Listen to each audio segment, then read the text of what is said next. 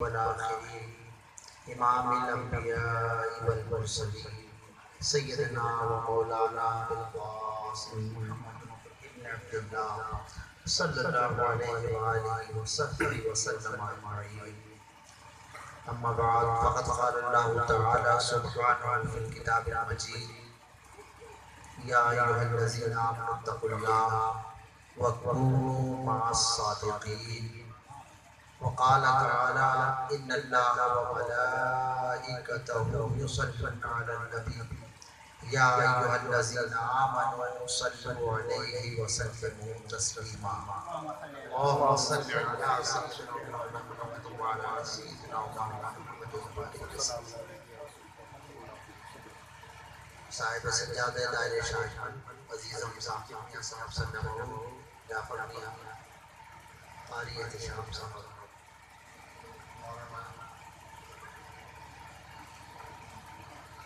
کلیم شمسی صاحب بزرگان محترم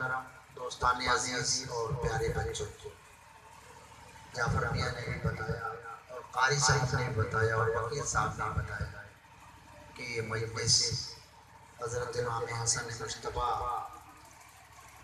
علیہ السلام کی شہادت کی تاریخ پر منعقد کی گئی ہے اور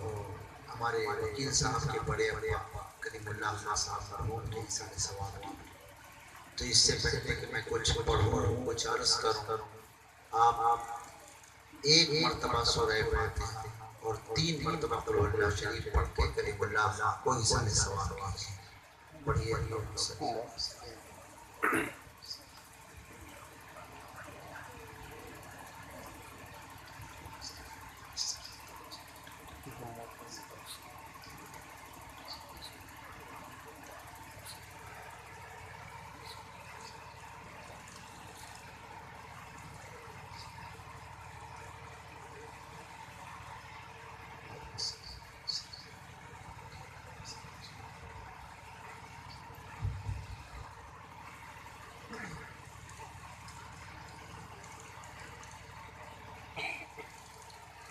دائرہ شاہجمل میں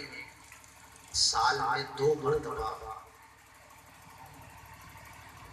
عرس کی تقریبات منعقد ہوتی ہیں. ایک مرتبہ بشیر میاں صاحب علیہ رحمت اور رضوان کی،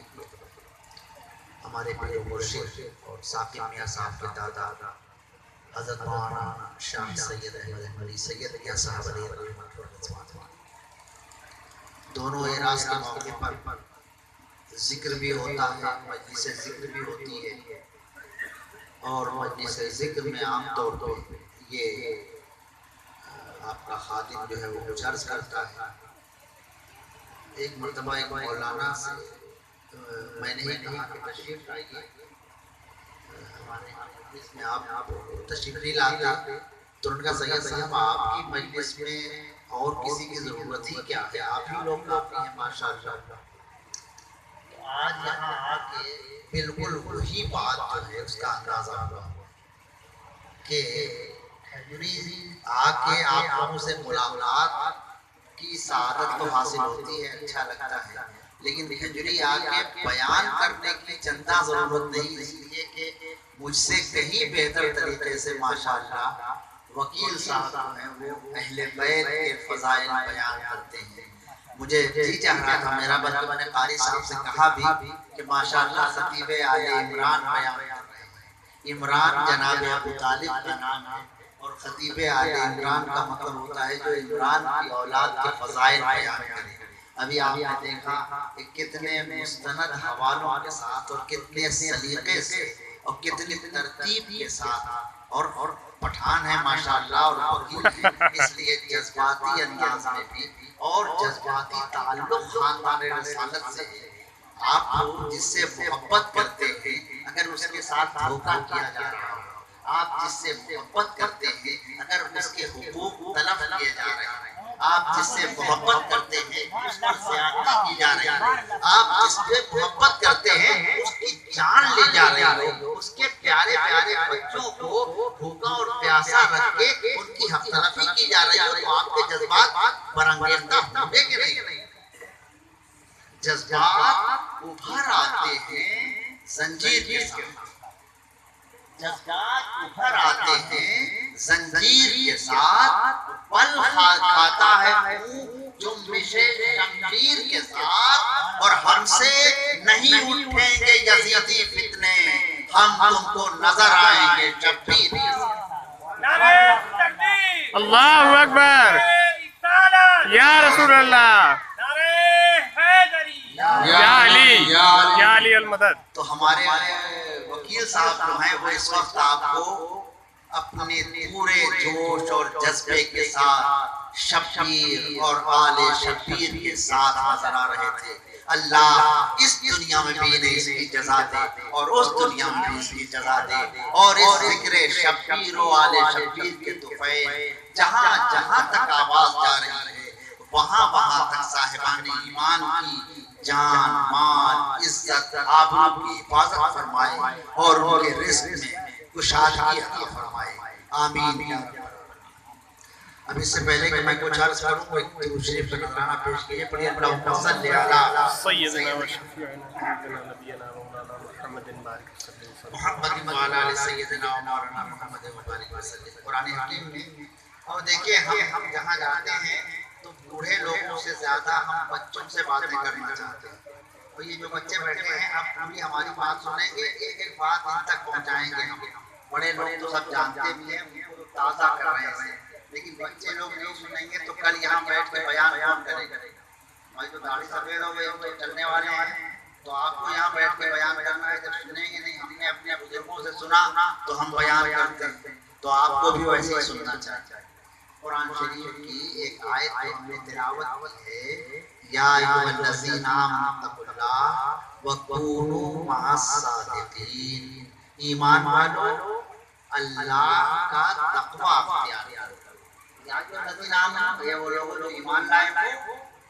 اتقوا اللہ، اللہ کا تقوی اختیار کرو، وکونوا مع الصادقین، اور سچوں کے ساتھ شامل ہو جاؤ۔ یہ تو ترجمہ ہوا اس آیت کا۔ ایمان والو اللہ کا تقوی اختیار کرو اور سچوں کے ساتھ شامل ہو جاؤ۔ ایمان والوں کو خطاب جب کیا گیا ہے تو مفسرین نے لکھا ہے، اور ہمارے وکیل صاحب نے ماحول بنا دیا ہے، تو ہم آپ کو بتاتے چلیں کہ اس سے سب سے پہلے مراد افسر المؤمنین، سید المؤمنین، امام المؤمنین، امیر المؤمنین سیدنا علی بن ابی طالب ہیں، اور اس کے بعد ساری امت مراد ہے، وہ جو ایمان لائی۔ تو ایمان والو اللہ کا تقوی اختیار کرو اور سچوں کے ساتھ شامل ہو۔ قرآن حکیم جب کچھ کہتا ہے تو وہ ایسے انداز میں کہتا ہے کہ اس انداز میں بہت دیر تک اور بہت دور تک ماڈلز بھی موجود ہوتے ہیں، جن کو دیکھو آپ سوال کر سکتے ہیں کہ اللہ کا تقوی کیا ہے اور سچے کون؟ تو اللہ کا تقوی کیا ہے یہ بتانے کے لیے اور سچے کون ہیں یہ بتانے کے لیے اللہ تعالیٰ نے دنیا کے سب سے بڑے سچوں کو ایک جگہ جمع کر دیا۔ اس جگہ کا نام ہے مدینہ طیبہ، اور ان سچوں کا نام ہے حضرات اہل بیت اطہار اور حضرات صحابہ کرام۔ اب اس وقت چونکہ سید خانوادہ رسالت حضرت امام حسن مجتبی علیہ السلام کے حوالے سے گفتگو کرنی ہے، اس لیے حضرت امام حسن مجتبی اور ان کے والد مولا کائنات ام المومنین سیدنا علی مرتضیٰ اور ان کی والدہ سید نساء العالمین فی الجنہ حضرت بی بی فاطمہ الزہرا اور ان کے نانا سرکار رسالت پناہ جناب محمد مصطفیٰ صلی اللہ علیہ وآلہ وسلم اور ان کے گھر کے لوگوں کا ذکر ہی ہوگا۔ لیکن عجیب و غریب معاملہ ہے کہ سب سے پہلے ان کے گھر کے لوگوں کا یعنی اہل بیت کا ذکر کس نے؟ سب سے پہلے اہل بیت کی شناخت کس نے؟ سب سے پہلے اہل بیت کا تعارف کس نے کرا؟ تو جب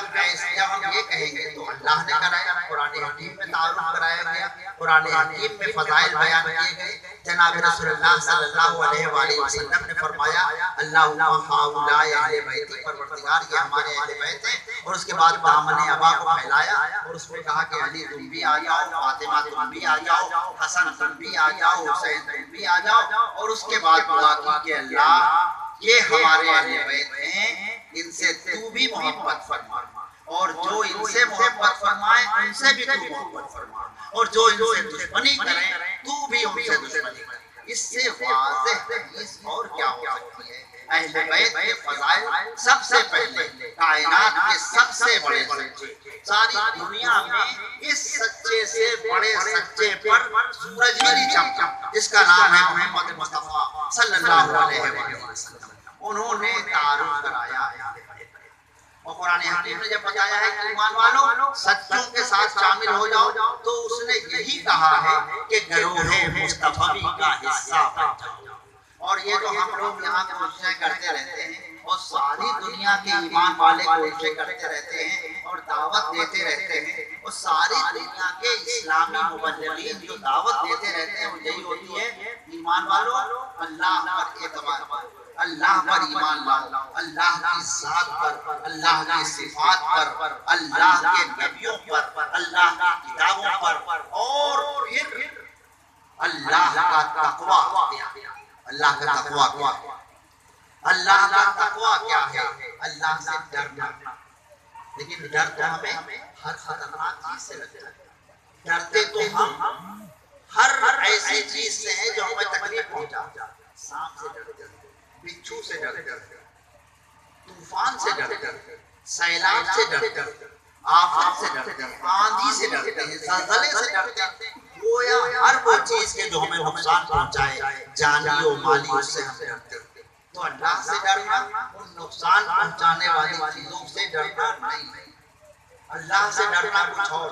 اب اللہ سے ڈرنا کیسا ہے؟ ہم اس کے لیے ایک مثال دیتے ہیں، اس سے پہلے بھی شاید ہم نے یہ مثال دی ہو، لیکن یہ اچھی باتیں ہیں جنہیں بار بار کیا جانا چاہیے۔ بہت سامنے کی باتیں، بچے ہمارے بیٹھے ہوئے ہیں چھوٹے چھوٹے، وہ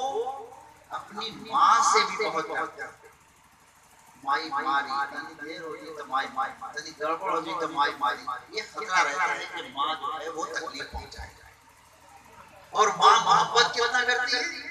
کہ ذرا سی کوئی تکلیف ہو تو سب سے پہلے ماں ہی کو آواز دیتا ہے بچہ۔ عمر انصاری نے اپنا شعر کہا کہ عمر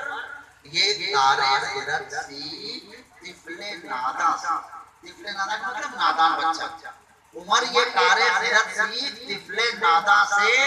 کہ ماں سے پٹ کے بھی ماں کی دعائی ہے، ماں ہی مار بھی رہی ہے، ماں ہی کو یاد بھی کر رہا ہے، ماں ہی کی دعائی بھی ہے۔ تو جس طرح بچہ اپنی ماں سے محبت بھی کرتا ہے اور ڈرتا بھی۔ پروردگار عالم نے جب کہا کہ اتقوا اللہ، اللہ کا تقوی اختیار کرو، تو پروردگار یہی چاہتا ہے کہ آپ اس سے ڈریں بھی اور اس سے محبت بھی کریں، اس لیے کہ وہ آپ سے محبت بھی کرتا ہے اور اسی کی محبت کا انعام ہے، چونکہ آپ اس کی سب سے حسین تخلیق ہے، چونکہ آپ کا خالق وہ ہے، چونکہ آپ کو بنایا اس نے۔ آپ ایک چھوٹی سی کوئی چیز بناتے ہیں اپنے ہاتھ سے، اگر آپ لکڑی کا کام جانتے ہیں تو لکڑی کوئی چیز بناتے ہیں، مٹی کا کام جانتے ہیں تو مٹی کوئی چیز بناتے ہیں، کوئی بھی چیز بناتے ہیں تو اپنی بنائی ہوئی چیز سے آپ کو محبت ہوتی ہے۔ آپ تو بہت معمولی خالق ہیں، آپ بھی ختم ہو جائیں گے، وہ چیز بھی ختم ہو جائے گی، لیکن اس پروردگار کی جو تخلیق ہے وہ ختم ضرور ہو جائے گی، لیکن وہ ختم کبھی نہیں ہوگا۔ وہ حی و قیوم ہے، وہ ہمیشہ سے ہے اور ہمیشہ رہنے والا ہے۔ تو اس نے جس چیز کو بنایا وہ بہت زبردست چیز ہے، حضرت انسان۔ تو حضرت انسان سے وہ بہت محبت کرتا ہے، اتنی محبت کرتا ہے، اتنی محبت کرتا ہے کہ بتایا گیا کہ ایک ماں اپنے بیٹے سے جتنی محبت کرتی ہے اس کا 70 گنا زیادہ محبت کرتا ہے، یعنی ربوبیت کی 1/70ویں صفت ہر ماں میں ہو۔ تو ایسے محبت کرنے والے پروردگار سے ڈرنے کا مطلب صرف ڈرنا نہیں ہے، بلکہ ویسے ہی ڈرنا ہے جیسے محبت کرنے والوں سے ڈرا جاتا ہے، اور اس سے بہت بڑی طرح جیسے ماں سے بچہ ڈرتا تو اتقوا اللہ کا یہ مطلب وَكُونُوا مَعَ الصَّادِقِينَ اور سچوں کے ساتھ شامل ہو جاؤ کا کیا مطلب؟ سچوں کے ساتھ شامل ہو جاؤ کا مطلب یہ ہوا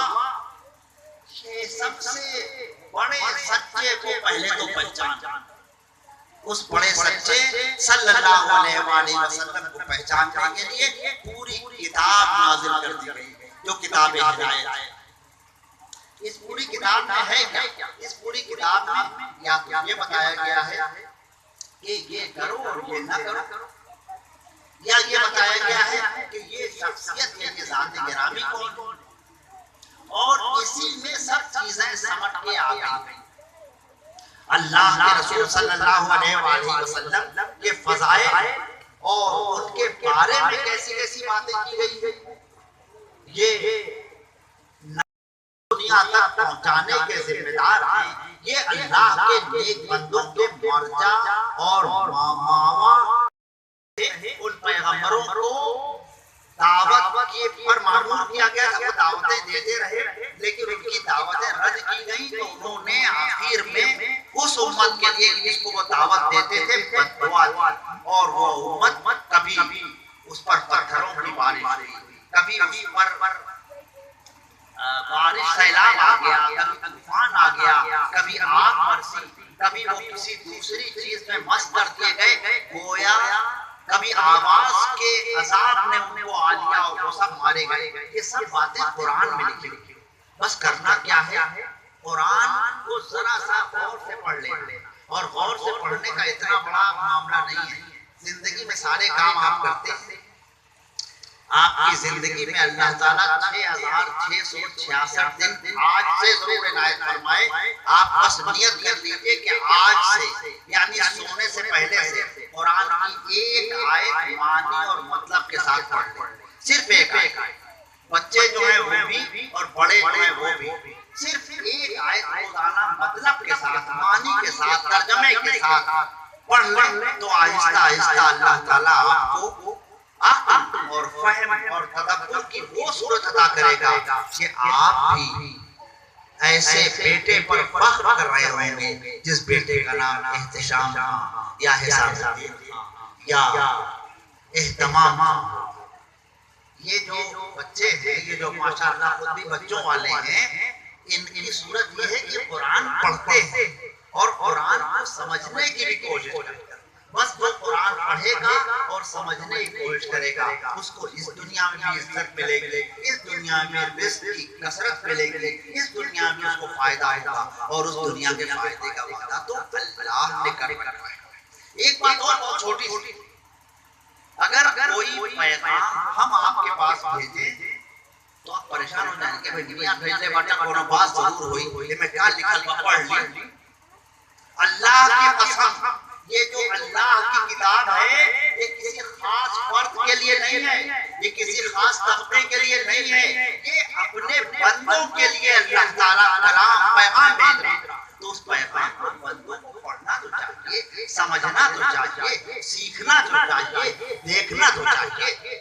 اور آج یہ جن نیک لوگوں اور جن سچوں کا ذکر کرنے ہم یہاں بیٹھے ہیں ان کا امتیاز ہی یہی ہے، ان کی پہچان بھی یہی ہے۔ ساری دنیا میں سب سے بلند اور بالا اور برتر وہ اسی لیے ہیں کہ وہ اللہ کے اس پیغام کو پہچانتے تھے، جانتے تھے، مانتے تھے اور اس میں اترے ہوئے تھے، اس طرح کہ اس کے خلاف ایک لفظ بھی انہوں نے نہیں کیا، اس کی حمایت میں جو آئے ان سے انہوں نے دشمنی کی۔ بچے ہم دیکھ رہے ہیں یہ شرارت نہیں ہو، درود شریف سنائیے، اللہم صلی علی سیدنا محمد و علی آل سیدنا و مولانا محمد و بارک وسلم۔ میں کہہ رہا تھا کہ سچوں کا ایک سلسلہ بنایا، ایمان والو اللہ کا تقوی اختیار کرو، سچوں کے ساتھ شامل ہو جاؤ۔ اس میں سب سے بڑے سچے جناب رسول کائنات صلی اللہ علیہ وآلہ وسلم، اور اس کے بعد جب سرکار دو عالم صلی اللہ علیہ وسلم نے دعوت پیش کی، اسلام کی دعوت، ایمان کی دعوت، اللہ کو ایک ماننے کی دعوت، فلاح کی دعوت، ہدایت کی دعوت، نجات کی دعوت، تو اسے جس نے قبول کیا وہ اس سچوں میں شامل ہوتا چلا گیا۔ تاریخ گواہ ہے کہ سب سے پہلے اس دعوت کو جناب ام المومنین سیدہ خدیجہ الکبریٰ رضی اللہ عنہا نے قبول کیا، سو سچوں کی جماعت میں وہ شامل ہوئے، اور ان دونوں کے اتصال سے پروردگار عالم نے سرکار دو عالم صلی اللہ علیہ وسلم کو اولاد کی دولت عطا فرمائی۔ جتنی اولادیں ہیں جناب رسول اللہ صلی اللہ علیہ وسلم کی، سب ام المومنین سیدہ خدیجہ الکبریٰ رضی اللہ تعالی عنہا سے۔ آپ کے علاوہ آپ کے سرپرست، آپ کے مربی، آپ کے محسن، اور آپ کو جناب عبد المطلب اور جناب عبداللہ و آمنہ رضوان اللہ علیہ کے بعد اپنی آغوش پاک میں رکھنے والے، اور آپ کو ہر زحمت سے آپ کی حفاظت کرنے والے، اگر دنیا میں کوئی ایک شخصیت کوئی ہے تو آپ سب جانتے ہیں اس کو، پھر اس کا نام لیتے ہیں حضرت ابو طالب، آپ کے چچا، جنہوں نے جناب رسول کائنات صلی اللہ علیہ وسلم کی اتنی دشمنی، اتنی مخالفت کفار مکہ کر رہے تھے کہ مولا کائنات اور اپنے تمام بچوں کو آپ کے چاروں طرف لاتے تھے، اس خطرے کے پیش نظر کہ کہیں کوئی رات میں حملہ نہ کر دے، اور بار بار آپ کی جگہ تبدیل کر دے، آج اس بستر میں سوئیں گے، کل اس بستر میں سوئیں گے، یہ سیکیورٹی کا عجیب و غریب سلسلہ۔ آج بھی جو بہت جس کی جان کو خطرہ ہوتا ہے، اس کے لیے پتہ نہیں ہوتا کہ کس گاڑی میں بیٹھا ہوا ہے، 4-5 گاڑیاں ایک ہی رنگ کی ہوتی ہیں، تو یہ سلسلہ اس وقت بھی جناب ابو طالب نے استعمال کیا، اور مصطفیٰ علیہ السلام کی جان کی حفاظت کے لیے داؤں پر کس کو لگایا؟ اپنی اولاد۔ تو ابی طالب کی اولاد مصطفیٰ علیہ السلام کی جان کی محافظ بھی، اور ان کے پیغام کی، جب تک دنیا میں اسلام پھیل رہا ہے ابی طالب کی اولاد ہی ہے کہ جو اسلام پھیلانے کی ذمہ دار ہے، اور ابی طالب کی اولاد ہی ہے کہ جو اسلام پر اپنی جان قربان کرنے کا تیار۔ جناب ابی طالب کے فرزند امیر المومنین سیدنا علی بن ابی طالب، حضرت ام المومنین سیدہ خدیجہ الکبریٰ کے علاوہ آپ سب سے پہلے ان سچوں کے گروہ میں شامل ہیں۔ حضرت امیر المومنین سیدنا علی بن ابی طالب جس روز پیدا ہوئے تھے، اس روز ہی سب سے پہلے سرکار دو عالم صلی اللہ علیہ وسلم نے ان کو اپنی آغوش میں دیا تھا، اور سب سے پہلے بچہ آنکھ جب کھلتا ہے تو اپنی ماں کو دیکھتا ہے۔ تاریخ میں لکھا ہوا ہے کہ حضرت علی بن ابی طالب کی ولادت ہوئی تو آپ نے آنکھیں نہیں کھولی جب تک سرکار دو عالم صلی اللہ علیہ وسلم تشریف نہیں لائے۔ جب تشریف لے آئے تو آنکھیں کھولی، یعنی سب سے پہلے صدق مجسم کو دیکھا، سب سے پہلے نور مجسم کو دیکھا، سب سے پہلے ایمان مجسم کو دیکھا، سب سے پہلے اللہ کے سب سے منتخب بندے کو دیکھا، سب سے پہلے امام الانبیاء کے روح انور کو دیدار کیا۔ آپ سوچئے جس کی آنکھیں سچ اور عین سچ دیکھ لیتی ہیں، پھر اس کی آنکھیں کسی منظر پر ٹھہرتے نہیں ہیں، کوئی منظر اس کی آنکھوں کو متاثر نہیں کرتا۔ تاریخ میں یہ بھی لکھا ہے کہ مولا کائنات علی بن ابی طالب نے ماں کے دودھ کو منہ نہیں لگایا، اور انتظار سرکار دو عالم صلی اللہ علیہ وسلم کے گود میں لیا تو اپنی زبان مبارک ان کے لبوں سے پر رکھ دی، اور آپ نے سب سے پہلے اگر اپنی زبان پر کوئی ذائقہ محسوس کیا تو وہ لعاب دہن سرکار دو عالم صلی اللہ علیہ وسلم، اللہ کے رسول کی زبان مبارک مولا کائنات کی زبان سے متصل۔ آپ سمجھ رہے ہیں کیا ہوا ہے؟ یہ سچوں کی تعمیر، یہ سچ کی تعمیر کے سلسلے میں جو نبوی مدد ہو سکتی ہے غیر نبی کے لیے، وہ فرما رہے ہیں سرکار دو عالم صلی اللہ علیہ وسلم۔ اس دن جب خانہ کعبہ کے صحن میں سیدنا علی مرتضیٰ کو اپنی زبان مبارک پوچھنے کو دے رہے ہیں سرکار، تو پیغام یہ نشر ہو رہا ہے کہ علی حق کے حمایت میں ساری زندگی مصروف رہیں گے، اور باطل کی مخالفت علی بن ابی طالب کریں گے، اور یہ ہو گیا۔ اب دیکھیے کہ سچوں کے گروہ میں ایک تیسرا سچا شامل ہوا جس کا تعلق گھر کے لوگوں سے۔ اسی طرح ایک اور سچا باہر کے لوگ لوگوں میں شامل ہوا جو خاندان کا تو نہیں ہے، اوپر جا کے رشتہ مل جاتا ہے لیکن دوست ہے، یار غار ہے، تعلق ہے امیر المومنین سیدنا ابوبکر صدیق رضی اللہ عنہ۔ تو ایک سلسلہ صحابہ ہے جو کونوا مع صادقین کی تعریف میں آتا ہے، اور ایک سلسلہ خانواد رسالت ہے، سلسلہ اہل بیت ہے جو کونوا مع صادقین کی تفسیر اور تعبیر اور تشریح میں یہ خاندان آگے بڑھتا ہے۔ مولا کائنات سیدنا علی بن ابی طالب کی شادی کس سے ہوتی ہے؟ جناب رسول کائنات صلی اللہ علیہ وسلم کی سب سے پیاری بیٹی حضرت سید النساء العالمین فی الجنہ، جنت کی تمام عورتوں کی سردار حضرت فاطمہ زہرا، حضرت فاطمہ زہرا اور حضرت علی بن ابی طالب۔ اب دیکھیں اس سچوں کے اس مختصر کارواں میں کون کون شامل ہوئے۔ ایک جگہ اور ان سچوں کا تعارف کرایا گیا جب آئے تھے مباہلے کا موقع آیا۔ مباہلہ کیا؟ نجران کے عیسائی آئے، انہوں نے حضور اقدس صلی اللہ علیہ وسلم سے گفتگو کی، حضور نے ان کو اسلام پیش کیا، وہ کٹھنیتی پر آمادہ ہو گئے، وہ جانتے تو تھے، وہ مانتے تو تھے، لیکن ان کو اپنا عقیدہ چھوڑ کے عقیدہ رسالت یعنی عقیدہ توحید، ان کا عقیدہ کیا ہے؟ اسے تثلیث کہتے ہیں، تین کا عقیدہ۔ وہ خدا کو مانتے ہیں، اس کے بیٹے کو مانتے ہیں اور روح القدس کو مانتے ہیں۔ حضرت عیسیٰ علیہ السلام کو معاذ اللہ خدا کا بیٹا کہتے ہیں، اور اسلام اس بات کو نہیں مانتا۔ اسلام تو کہتا ہے کہ حضرت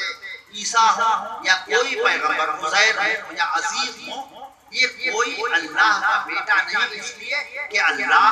لم یلد ولم یولد ہے، نہ اس نے کسی کو پیدا کیا ہے، نہ اس نے کسی کو جنا ہے، نہ وہ کسی کے ذریعے جنا گیا ہے، نہ اس کا کوئی ماں باپ ہے، نہ اس کا کوئی بیٹا بیٹی ہے، نہ اس کا کوئی بھائی بہن ہے، نہ اس کے کوئی اور عزیز ہے۔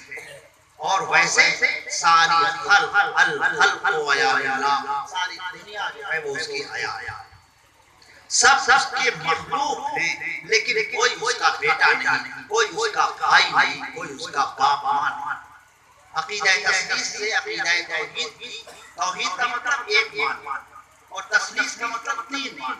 تو عیسائی تین کو مانتے تھے۔ جناب رسول اللہ صلی اللہ علیہ وسلم نے آخری بات ان سے یہ کی، اور رسول اللہ صلی اللہ علیہ وسلم خود تو کوئی بات کرتے ہی نہیں۔ قرآن کہتا ہے وَمَا يَنْطِقُ عَنِ الْهَوَىٰ إِنْ هُوَ إِلَّا وَحْيٌ يُوحَىٰ، یہ اپنی خواہش نفس سے کچھ فرماتے ہی نہیں، جو فرماتے ہیں وہی کہتے ہیں جو پر ان کا پروردگار وحی کرتا ہے۔ تو وحی ہوئی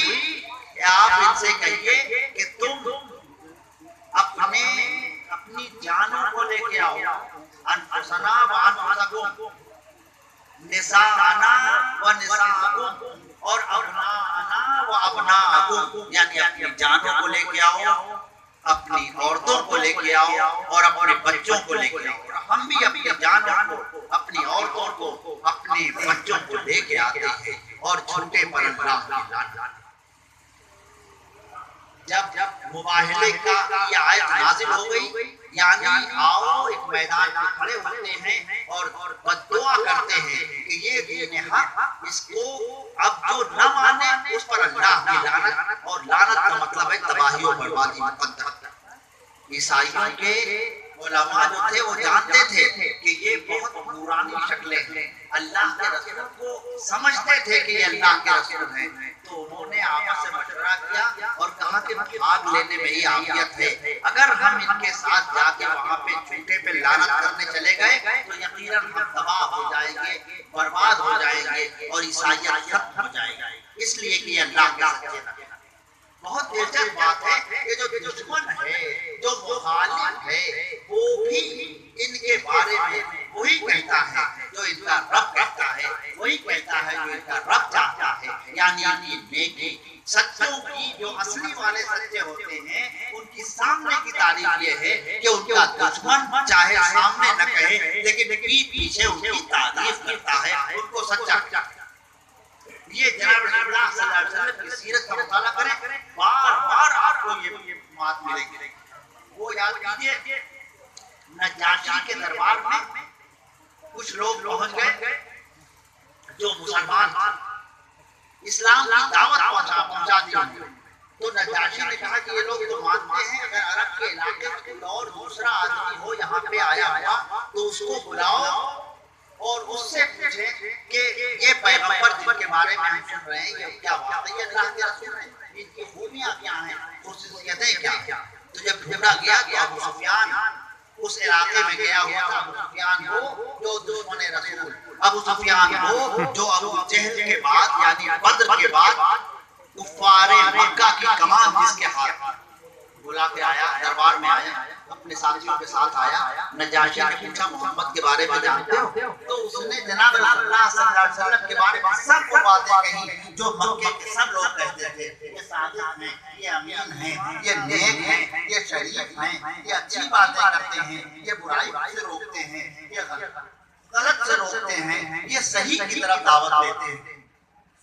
اس کے ساتھیوں نے کہا کہ ابو سفیان تم تو مخالف ہو محمد نے اپنے راہ کے صلی اللہ علیہ وسلم، تم نے یہ کیوں سچی باتیں ان کے بارے میں بتائیں؟ تم تو ان کے بارے میں غلط نہیں کہہ سکتے تھے، بادشاہ کو بہکا بھی سکتے تھے۔ ابو سفیان کا جواب تھا کہ میں چاہا تو لیکن مجھ سے بنا ہی نہیں کہ ان کے خلاف۔ تو جب کہیں تیسری جگہ گواہی دینے کی بات ہوتی ہے تو دشمن بھی کہتا ہے کہ نہیں یہ نیک ہے، نہیں یہ چاہتا ہے، وہ آپ کا کتنا مخالف، آپ کا مخالف جو ہے لڑے گا تو آپ کا خون پی لے گا، آپ کی جان لے گا، لیکن اگر تیسرا آدمی کوئی کہے کہ فلاں کیسا ہے تو مزیدار بات یہ ہوتی ہے، سچے کی سب سے بڑی کامیابی یہ ہوتی ہے کہ اس کا دشمن اس کی مخالفت کرنا بھی چاہے تو نہیں کر پاتا۔ یہ سرکار کی سیرت سے بھی ثابت ہے اور آج کے معاملات سے۔ ایک مرتبہ تو بشیر کا نظرانہ پیش کیا، اللہم صلی علی سیدنا مولانا محمد وعلی سیدنا مولانا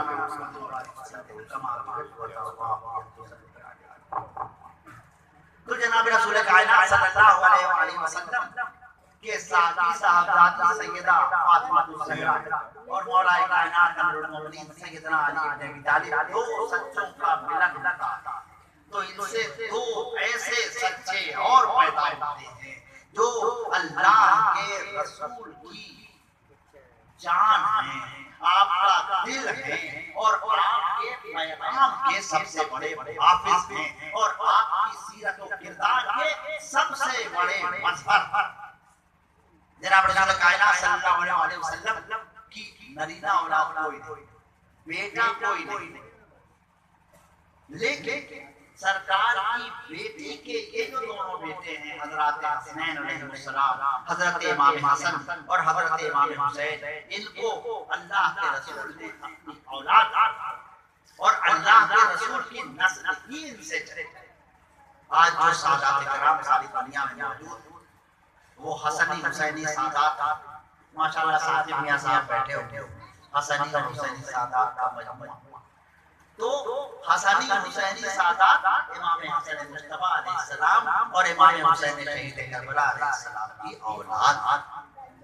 تو سچوں کا یہ جو سلسلہ ہوا اس میں فرزند اکبر حضرت سیدنا امام حسن مصطفیٰ علیہ السلام اور حضرت امام حسین شہید کربلا، یہ دونوں سرکار رسالت کرام صلی اللہ علیہ وسلم کی آغوش کے پروردہ ہیں، آپ کی گود میں پالے۔ سب سے پہلے جناب رسول کائنات صلی اللہ علیہ وسلم کی گود میں پیش ہے حضرت ام الفضل، جناب اللہ صلی اللہ علیہ وسلم کی چچی تشریف لائی اور گھبرائی ہوئی تھی، کہا یا رسول اللہ میں نے خواب دیکھا ہے، میں نے خواب یہ دیکھا ہے کہ آپ کے جسم مبارک کا ٹکڑا الگ ہوا اور میری آغوش میں آ گیا۔ تو کہا گھبرانے کی بات نہیں چچی، فاطمہ کے ہاں اولاد پیدا ہوگی اور سب سے پہلے اسے آپ گود میں لیں۔ حضرت امام حسن مصطفیٰ علیہ السلام 15 رمضان کو پیدا اور حضرت امام حسین شہید کربلا 3 شعبان کو پیدا۔ حضرت امام حسن مصطفیٰ سب سے پہلے آغوش رسالت میں پہنچے اور آغوش حضرت رسول اللہ صلی اللہ علیہ وسلم نے آپ کے داہنے کان میں اذان اور بائیں کان میں اقامت۔ ایسے خوش نصیب دنیا میں کوئی کان ہوں گے جن کو کانے لالے کرامت صلی اللہ علیہ وسلم جن کے کان میں اذان اور اذان ہم آپ اذان دیتے ہیں، ہم آپ جب اشہد ان لا الہ الا اللہ کہتے ہیں تو ایک بات اور ہمارے مرشد سید میاں صاحب علیہ رحمت و رضوان نے جب لا الہ الا اللہ کہا تھا تو آپ سے پوچھے کوئی کہ میاں جیسے کہا ویسے تو پہلے والا، تو آپ کہیں جناب بھیا ہم کہاں میاں جیسے کہہ سکتے، اور میاں سے پوچھا جائے کہ میاں بشیر میاں صاحب علیہ رحمت و رضوان نے کس طرح کلمہ شہادت پڑھا تھا، کیا آپ نے بھی ویسے ہی کلمہ شہادت پڑھا؟ تو میاں فرمائیں گے نہیں، ان کا مرتبہ ایسا ہے کہ انہوں نے جیسے کلمہ شہادت پڑھا ویسے کہا ہم پڑھ سکتے۔ اور بشیر میاں صاحب علیہ رحمت و رضوان سے کوئی پوچھے کہ سرکار جنید پاک نے جیسے کلمہ شہادت پڑھا کیا آپ نے اس طرح کلمہ شہادت پڑھا تھا؟ تو فرمائیں گے سرکار جنید پاک کا مرتبہ یہ ہے کہ وہ جیسے تو کلمہ شہادت ہم نہیں پڑھ سکتے۔ سرکار جنید پاک سے اگر پوچھا جائے کہ آپ نے اس طرح اشہد ان لا الہ الا اللہ کہا، کیا سرکار غوث پاک نے ویسے تو لا الہ الا اللہ کہا تھا؟ تو فرمائیں گے وہ تو غوث الاعظم ہے، وہ جیسے ان کی زبان مبارک ہے اس کا مقابلہ ہم نہیں کر سکتے۔ اور سرکار غوث الاعظم سے اگر پوچھا جائے کہ مولا کائنات امیر المومنین سیدنا علی بن ابی طالب کہتے ہیں لا الہ الا اللہ کہنے اور آپ کہتے ہیں لا الہ الا اللہ کہنے کی بات ہے، تو کہیں گے نہیں ہرگز نہیں، مولا کائنات تو ہمارے جب کریم ہیں، مولا ہیں، جناب کریم صلی اللہ علیہ وسلم کی زبان مبارک کو چوسے ہوئے ہیں، جناب رسول کائنات صلی اللہ علیہ وسلم کی زبان سے اشہد ان لا الہ الا اللہ سن چکے ہیں، تو ان کا مقابلہ ہم کہاں کر سکتے ہیں؟ اور جناب مولا کائنات نہیں 1,24,000 پیغمبروں سے پوچھئے کہ کیا آپ کی زبان سے اللہ کی وحدانیت کی گواہی اور محمد رسول اللہ کی زبان سے اللہ کی وحدانیت کی گواہی ایک بات ہے، تو محمد رسول اللہ کی گواہی سب سے بلند اللہ اکبر، یا رسول اللہ، یا علی۔ جناب رسول کائنات صلی اللہ علیہ وآلہ وسلم کی زبان سے ایک بار جب اللہ ادا ہو گیا تو اس اخلاص کو کوئی پہنچ نہیں سکتا۔ بھئی مشترک کتابوں میں لکھا ہوا یا اسفیا عبدال اللہ سب سجدہ کرتے ہیں، زندگی پر سجدہ کرتے ہیں، سبحان رب کی شفاعت یہ ہے کہ امام حسین امام حسن مجتبی علیہ السلام نے کبھی ناحق کی طرف دیکھائی، کبھی ناحق کی طرف توجہ ہی نہیں، دنیا کی دولت ان کے قدموں میں آئی ہو کر ارے بھائی یہی جن کا نام ہمارے وکیل صاحب بار بار لے رہے تھے مدینے میں آئے اور دولت کی بوریاں کھول دی۔ امام حسن مجتبی علیہ السلام سب سے آخر میں پہنچے تو ان کے پاس کچھ بچا نہیں تھا، جلدی جلدی کہیں سے کچھ پیسے 60-65 ہزار درہم جمع کیے اور وہ سرکار کے فرزند اکبر امام حسن مجتبی علیہ السلام کی نظر تو قبول کر لی۔ جب واپس ہوئے تو جس غلام نے جوتیاں پہنائی اس کو وہ 60,000 روپے دے دیے اور چلے گئے۔ سیدوں کے یہاں پیسے کا تو کوئی مسئلہ ہی نہیں، پیسے تو ان کے قدموں میں۔ ایک یہودی جو تھا وہ نجوم بہت جانتا تھا، تو وہ نجوم اور ستارے کی چال وال دیکھ دیوار پر تیر کا نشانہ لگائے، کبھی ستارہ دیکھتا کبھی دیوار دیکھتا۔ حضرت امام حسن مجتبی علیہ السلام نظر برابر سے اس کے کندھے پہ ہاتھ رکھا تھا، کیا کرتا؟ ارے اس نے کہا رسول اللہ آپ نے سب گڑبڑ کر دی، ہمارا بہت نقصان ہوا۔ کہا کیا نقصان ہوا؟ کہا کہ فلاں ستارہ فلاں جگہ پہنچتا تو میں اس دیوار پہ تیر مارتا تو یہ دیوار سونے کی ہو جاتی۔ تو فرمایا کہ اب کیا کروں؟ وہ وقت تو نکل گیا، وہ ستارہ تو اپنی چال چل گیا۔ تو فرمایا کہ ذرا دیکھو تو صحیح آسمان پہ۔ جب اس نے دیکھا تو واقعی وہ ستارے سے ملنے والا تھا، جہاں وہ دیوار پر تیر مارتا تو دیوار سونے کی۔ وہ گھبرا گیا، کہا رسول اللہ بات یہ جانتے ہیں خود تو نہیں کر لیتے۔ کہا ہم ان شعبوں میں یقین نہیں رکھتے، لیکن واللہ العظیم ہم جب چاہیں بہت پہاڑ سے محمد مصطفیٰ نے فرمایا صلی اللہ علیہ وآلہ وسلم نے کہ اگر میں چاہوں تو میرا رب سوہد پہاڑ کو سونے کر دے گا۔ ریسرچ ہو گئی ہے اور بتایا گیا ہے کہ سعودی عرب کے پاس تیل کی دولت کے بعد سب سے بڑی دولت سونے کی دولت ہے جو احد پہاڑ میں موجود ہے۔ یہ تو دولت دنیا کو کچھ نہ سمجھنے کی ایسی شاندار مثالیں ہیں کہ جو خانوادہ رسالت سے آتے ہیں۔ امام حسن مجتبی زندگی میں جو سرکار دو عالم صلی اللہ علیہ وسلم نے فرمایا میرا یہ بیٹا سید ہے، مسلمانوں کے دو گروہوں میں صلح کرا، تو سید نے اپنا سید والا کردار ادا کیا۔ دنیا جو پھر مستقل ایک ایجنسی ہے، پروپیگنڈا ایجنسی، جو سید اہل بیت امام حسن مجتبی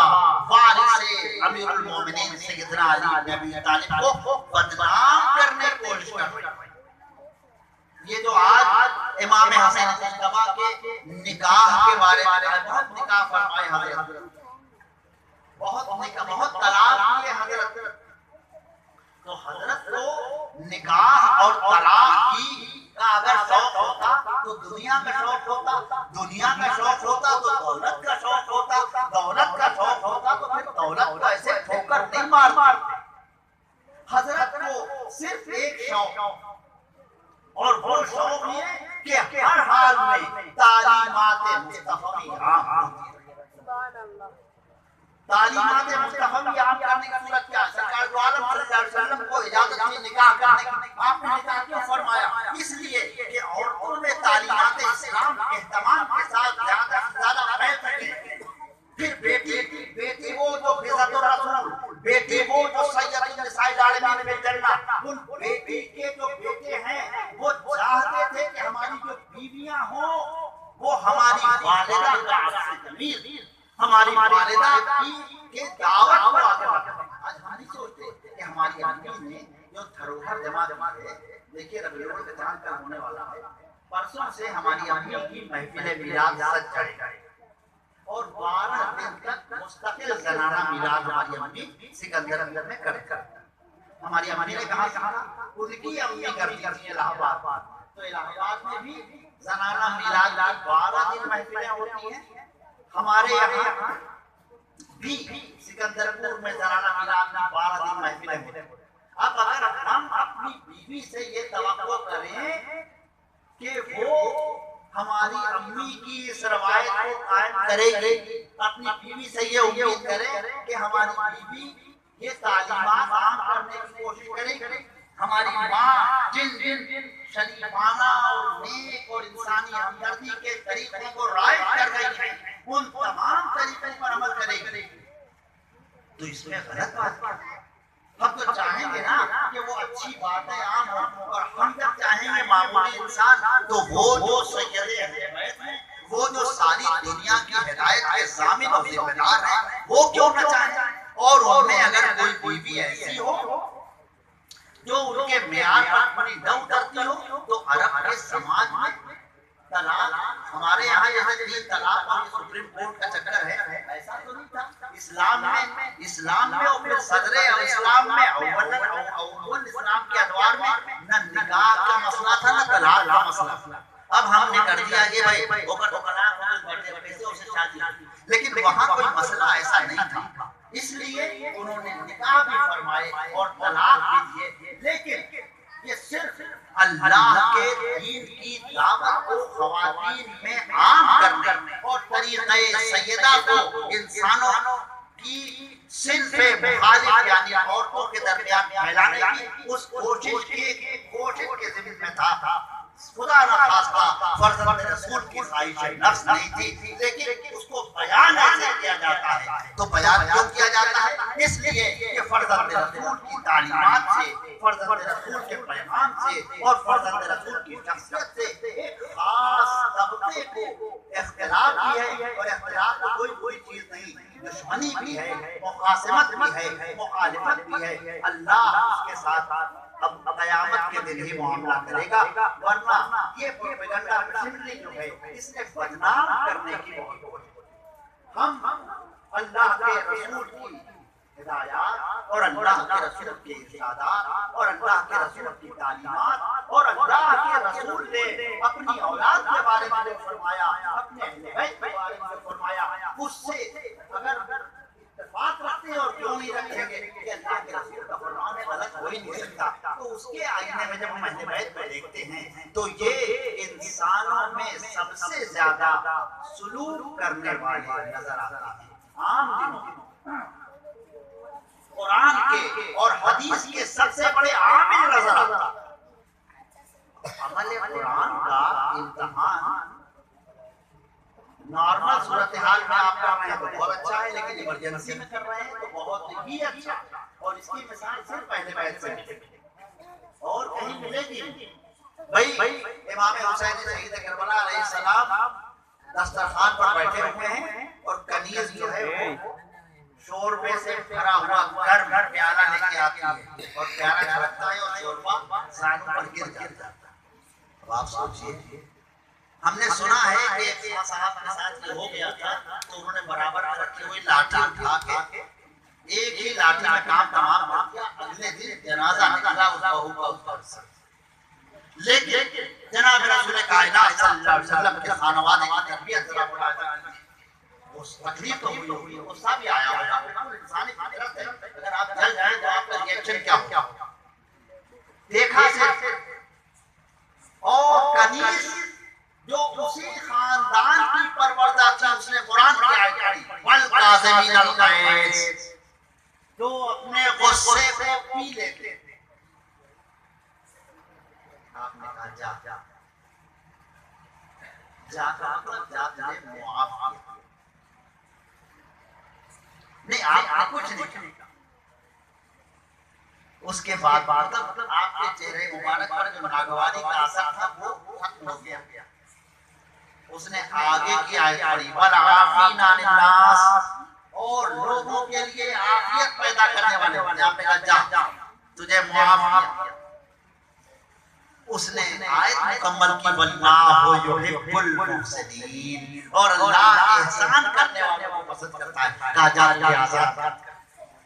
قرآن پر عمل کی یہ صورت کہ وہ پڑھتی گئی اور اس کا جو اثر ممکن تھا وہ فرزند رسول پر ہوتا گیا، اور آپ فرماتے امام حسین شہید کربلا علیہ السلام اور حدیث پر عمل۔ حدیث کیا ہے؟ بہت مشہور حدیث ہے، دنیا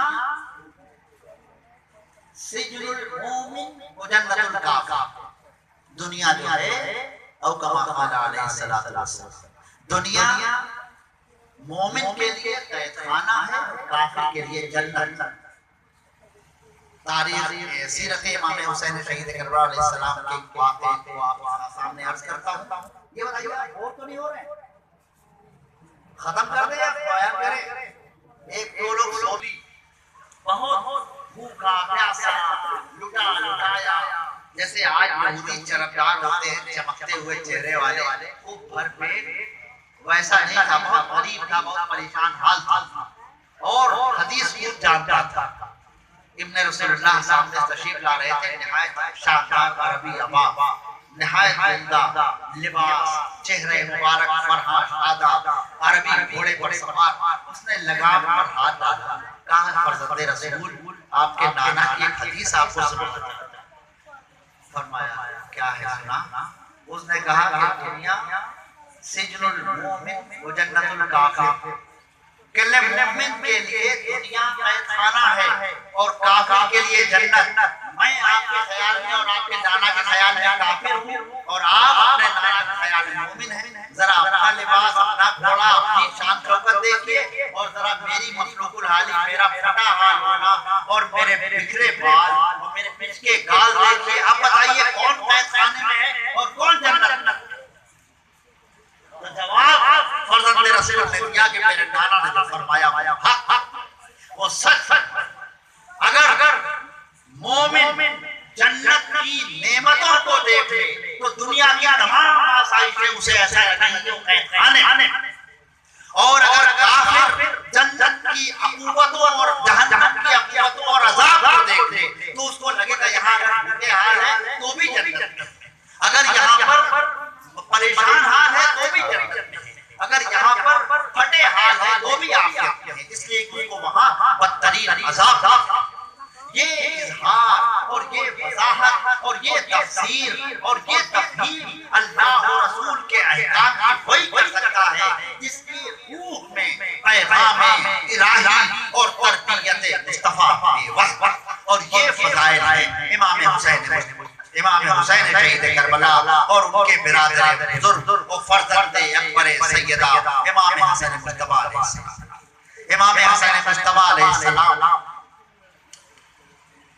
حضرت مولا کائنات امیر المومنین سیدنا علی بن ابی طالب کے بعد 6 مہینے خلافت راشدہ کی مسند پر بیٹھے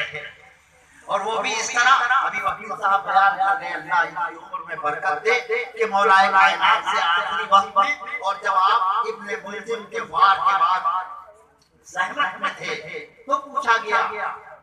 لوگوں کو اندازہ ہو گیا تھا کہ امیر المومنین اللہ کو پیارے ہونے والے، ہم سے رخصت ہونے والے، چوتھی مسند خلافت خالی ہونے والی ہے، تو پوچھا کس کو بٹھا اس مسند پہ کون بیٹھے گا؟ کیا آپ کے بیٹے کو بٹھا لیں؟ تو فرمایا کہ تم طے کر لو، شورا ہو جائے، مشورہ ہو جائے، اور یہ بھی قرآن کا ارشاد ہے، مولا کائنات دنیا سے جا رہے ہیں، مولا کائنات جامع شہادت فرما رہے ہیں، مولا کائنات زحمت میں ہیں، مولا کائنات پریشان ہیں، سر پہ اگر زہر میں بجھا ہوا خنجر لگا ہو، تلوار لگی ہو تو کیسا لگ رہا ہو؟ اور اس وقت قرآن کی آیت کی تفسیر اور تعلیم و تشریح کر رہے ہیں۔ قرآن کی آیت ہے وَأَمْرُهُمْ شُورَىٰ بَيْنَهُمْ، کوئی کام کے اندر پیچھے تو آپس میں مشورہ کرا۔ تو قرآن کی اس تعلیم کو امت کو تعلیم دیا، یہ نہیں کہا کہ میرے بیٹے کو خلیفہ بنا دینا۔ یہی فرق ہوتا ہے اللہ کے پیغام کے وارث میں اور اللہ کے رسول کے دشمن اور اللہ کے رسول کے خلاف کرنے والے۔ مولا کائنات نے یہ نہیں کہا کہ میرے بیٹے کو خلیفہ بنا دینا، یہ کہا کہ تم طے کر لو جو تمہارا مشورہ ہو ایسا کرنا۔ تو امت نے مشورہ کر کے امیر المومنین سیدنا امام حسن مجتبی کو مسند خلافت پر ڈالا، لیکن امام حسن مجتبی علیہ السلام 6 مہینے کے بعد خلافت راشدہ سے دستبردار ہو گئے۔ دستبردار کیوں ہو گئے؟ اس لیے کہ انہیں اپنے نانا کی کئی احادیث یاد آئی تھی۔ ایک حدیث وہ جس نے فرمایا تھا کہ میرا یہ بیٹا سید ہے، مسلمانوں کو 2 گروہوں میں پورا کرا دے گا۔ تو مسلمان تو دونوں طرف تھے، ایک حامیان ابو الحسن اور حامیان ابو محمد۔ حضرت سیدنا امام حسن مجتبی علیہ السلام کی کنیت ابی محمد، ابو محمد، اور حضرت امام حسین علیہ السلام کی کنیت ابو عبداللہ۔ ابو الحسن حضرت امیر المومنین سیدنا علی مرتضیٰ کی کنیت ہے۔ تو آپ کے بیٹے حسن مجتبی علیہ السلام نے اپنے نانا کی حدیث کو پیش نظر رکھا اور خلافت راشدہ سے دستبردار کیا۔ اور پھر یہ بھی فرمایا تھا اللہ کے رسول نے کہ خلافت راشدہ کی مدت 30 سال ہے اور 30 سال کے بعد یہ کاٹ کھانے والی بادشاہت میں تبدیل ہو جائے گی، اور جو بادشاہت، جو اقتدار، جو شخصی حکومت ہو اس سے خانوادہ رسالت کا کوئی تعلق نہیں ہوتا۔ اس لیے امام حسن مجتبی علیہ السلام نے خلافت سے دستبرداری کی اور اس کے بعد آپ مستقل اس کوشش میں رہے کہ مسلمانوں میں خلفشار نہ ہو، مسلمانوں کو نقصان نہ ہو، مسلمانوں میں کوئی ایسا مسئلہ نہ سرایت کر جائے جو ان کے اخلاق، ان کے کردار، ان کے معاملات کو بگاڑ کے اللہ و رسول کے سامنے انہیں شرمندہ کرے۔ لیکن بہرحال ایک طاقت موجود تھی جو امام حسن مجتبی کی مخالفت اور امام حسن مجتبی کے اس پیغام کی مخالفت کر رہی تھی، اس کو امام حسن کا وجود ہی برداشت نہیں تھا۔ 6 مرتبہ کوشش کی گئی اور ایک اور حدیث تھی اللہ کے رسول علیہ السلام کی کہ یہ میرا بیٹا جو ہے یہ سری شہادت پائے گا۔ سری شہادت کیا ہوتی ہے؟ وہ شہادت کہ جس میں قتل کرنے والا سرفیس پہ نظر نہ آئے۔ جہری شہادت کا مطلب جیسے میں خاموشی سے ذکر کروں تو وہ سری ذکر ہوگا اور میں اللہ اکبر کروں تو وہ جہری ذکر ہوگا۔ ایسے ہی امام حسن مجتبی بھی شہید اور امام حسین شہید کربلا بھی شہید۔ امام حسن شہید ہوئے سری شہادت کے ذریعے۔ سری شہادت خاموشی سے ان کو ظاہر کیا گیا اور ان کے جگر کے 72 ٹکڑے، تاریخ میں لکھا ہے کہ ان کے جگر کے 72 ٹکڑے ہوئے۔ یہ 72 ٹکڑے اتنے نہیں ہو گئے، یہ اس لیے بھی ہو گئے کہ اس کے بعد حمایت 72 لوگ کربلا کے میدان میں جانے والے ہیں جہاں جہاں امام حسین مجتبیٰ کا مقدر جہری شہادت کا مطلب ہے اعلان کر کے میدان میں شہید ہونا. اور امام حسین شہید کربلا کے خاندان کے ساتھ یہ کر امام حسین مجتبیٰ کی مخالفت کی صورت ہی آپ سوچیں جس مدینہ الرسول میں امیر المومنین سیدنا صدیق اکبر رضی اللہ عنہ حضرت امام حسین مجتبیٰ کو اپنے شانوں پہ اٹھالیں اور کندھے پہ لیے پھریں اور کہیں کہ اللہ کی قسم اپنے باپ کی قسم تم محمد مصطفیٰ کے مشابہ نہیں فرزند رسول کہہ کے امام حسن علیہ السلام کو کندھے پہ اٹھا دیں. حضرت امیر المومنین سیدنا عمر فاروق اعظم رضی اللہ تعالی عنہ سے ملنے کے لیے ان کی دور امارت میں سیدنا حسن مجتبیٰ جائیں اور اس لیے کہ امیر المومنین کے ہاں لمبی لڑائی میں باہر سے لوٹ جائیں تو ننگے پیر فاروق اعظم باہر آئے اور کہیں کہ فرزند رسول عمر کے سر پہ جو یہ بال ہیں یہ آپ کیا آپ کے نانا کیا. اس مدینے میں تاریخ گواہ ہے کہ جب جنازہ نکلا ہے امام حسن مجتبیٰ علیہ السلام کا تو اس پر تیروں کی بارش. ہم نے تو نہیں دیکھا زندوں کے ساتھ اختلاف ہوتا ہے, زندوں کے ساتھ لڑائی ہوتی ہے, لیکن جو دنیا سے چلا گیا اب اس کے جنازے پر تیروں کی بارش کرنا کیا مطلب ہے. لیکن اللہ کے رسول کے یہ دونوں نواسے انہوں نے اگر ظلم کے خلاف اپنی طاقت اور جلال کا مظاہرہ صفینوں کربلا میں کیا ہے تو ظلم نے ان کی بے کسی اور مظلومی پر آخری مہر بھی لگائی ہے. اور خدا کی قسم کل قیامت کے دن ایک ایک عمل کے بدلے ان فرزندان رسول کو جو درجات ملیں گے تو وہ تو اللہ ہی جانتا ہے. اللہ نے بتا دیا اور اس کے سچے رسول نے فرما دیا کہ یہ سیدہ شباب اہل جنت ہیں, یہ جنت کے جوانوں کے سردار ہیں. یہ انعام تو وہ ہے جو جناب رسول کائنات صلی اللہ علیہ وسلم کی زبان سے اللہ نے کہلا دیا, اور وہ انعام کہ جو ان کی بے کسی, ان کی مظلومی اور ان کے دشمنوں کی زیادتی کی وجہ سے بلند درجات کی شکل میں ملنے والا ہے, وہ کل میدان قیامت میں ملے گا. اللہ ہمیں ہمیشہ ان کے حامیوں اور ان پر سلام اور درود بھیجنے والوں کو شامل فرمائے اور ان کے دشمنوں سے ہمیں دور اور محفوظ اور معمون فرمائے. وآخر دعوانا الحمدللہ رب العالمین.